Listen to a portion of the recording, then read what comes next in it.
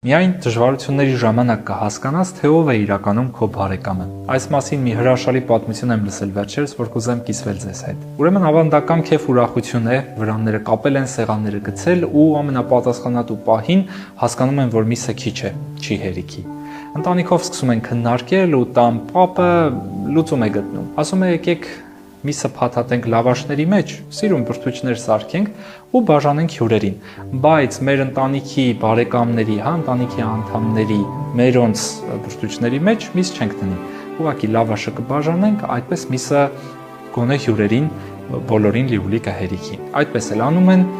լավ քեֆ են անում։ Հյուրերը գոհ են, ընտանիքի անդամներն էլ թեև պարզապես լավաշ են ուտում, բայց էլի շատ ուրախ ու միասնական։ Ու քեֆի այսպես ամենաուրախ պահերից մեկում մարդկանցից մեկը սկսում է աղմուկ բարձրացնել ու ասել է՝ ինչ է կատարվում, միայն ցամաք հաց եք տվել ու քեֆ եք անում ամոթ